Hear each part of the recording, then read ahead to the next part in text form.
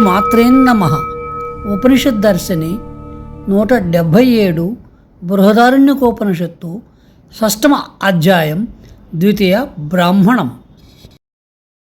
ఈ బ్రాహ్మణంలో ఆత్మ యొక్క అస్తిత్వం అత్యంత సూక్ష్మమని చెబుతూ ఈ స్థూల శరీరానికి అవసరమైన ఆహారం కన్నా ఆత్మకు హిత అనే అత్యంత సూక్ష్మ నాడుల ద్వారా సరఫరా చేయబడే ఆహారం మరింత సూక్ష్మమైనది అని చెప్పబడింది. ప్రాణాయామం ద్వారా మాత్రమే ఆ సూక్ష్మాహారము ఉత్పత్తి చేయబడుతుంది. అది అశనము అనే పేరుతో పిలువబడుతోంది. విదేహ దేశాధిపతి జనకుడు లేచి యాజ్ఞవల్కుని కాళ్లకు నమస్కరించి నాకు బ్రహ్మ విద్యను ఉపదేశించమని ప్రార్థించాడు. ఓ జనక మహారాజా, నీవు అనేక మంది ఋషులచే ఉపనిషత్తులలో చెప్పబడిన అనేక బ్రహ్మములను ఉపాసించావు. ఊరడెళ్ళి ఆసీనుడువు కండు.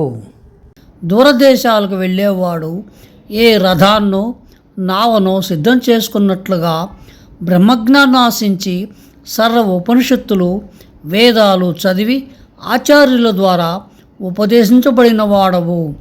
ఈ దేహాన్ని విడిచిన తర్వాత నీవు ఎక్కడికి పోగలవో నీకు తెలుసా? ఓ యజ్ఞవల్క, దేహత్యాగానంతరము నేను ఎక్కడికి పోగలను, ఏమి పొందగలనో నాకు తెలియదు అనగానే, అయితే నీవు పొందగల వస్తువు గురించి నీకు చెబుతాను అన్నాడు యాజ్ఞవల్కుడు.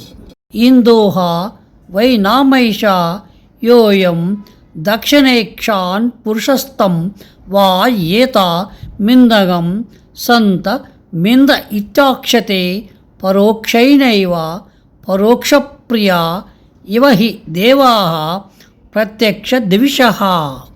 ఈ దక్షిణ నేత్రము అనగా కుడికన్నులో ప్రకాశించే సూర్యుడు, సూర్యమండలంలో ప్రకాశించే సూర్యుడు ఒక్కడే.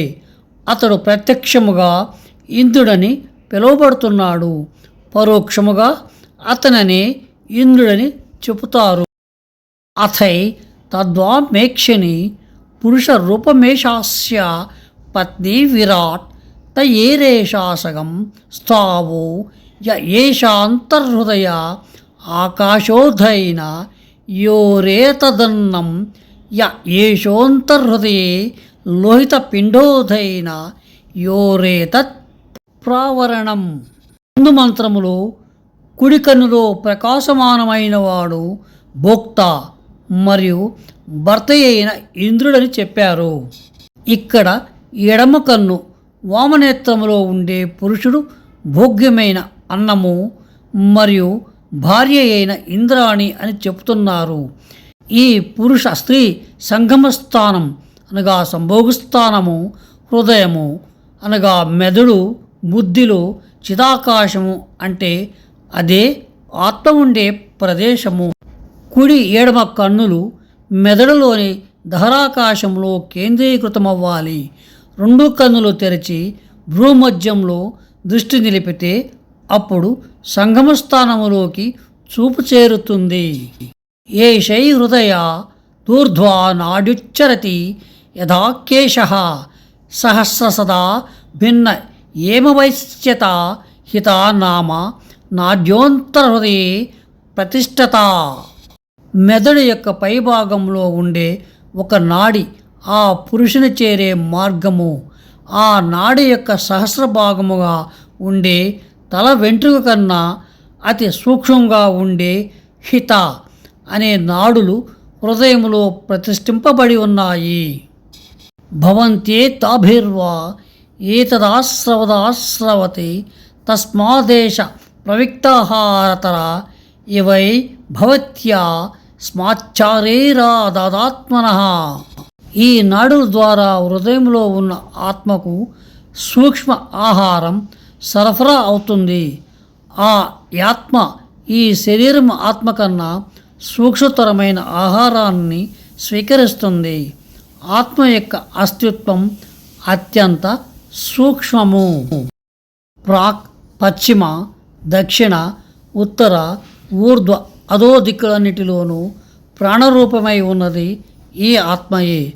ఆ ఆత్మనే నేతి నేతి, ఇది కాదు ఇది కాదు అంటూ వర్ణించారు. ఆత్మ గృహ్యోన హి గృహ్యతే, శీర్యోన హి శీర్యతే, సంజ్ఞోన హి సంజ్ఞతే, సితోన వ్యధతే, నరిష్యత్యభయం వై జనక. ఓ జనక, ఈ ఆత్మ బంధించడానికి అలివి కానిది, అది అవినాశి, నశించినది, అసంగమైనది, అనాసక్తమైనది, బాధించబడినది, వ్యధ చెందినది. అటువంటి అభయస్వరూపమైన ఆత్మ నీకు ప్రాప్తించినది అన్నాడు యాజ్ఞవల్కుడు. ఓ యాజ్ఞవల్క ముని, నీవు బహిరహితమైన బ్రహ్మం యొక్క జ్ఞానాన్ని నాకు ప్రసాదించావు. నా సమస్త రాజ్యాన్ని నీకు దానమిస్తున్నాను, నన్ను నీకు అర్పించుకుంటున్నాను అన్నాడు జనకుడు. సశేషం. శుభం భూయాత్.